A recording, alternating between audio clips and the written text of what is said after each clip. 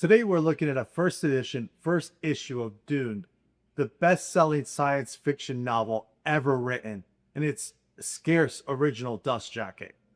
Frank Herbert spent nearly 6 years researching and writing it.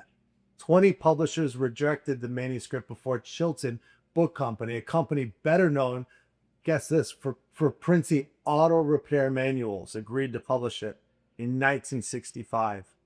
That gamble paid off in ways no one could have predicted. Dune became the first book to win both the Hugo and the Nebula Awards and was the foundation of a saga that has sold tens of millions of copies worldwide.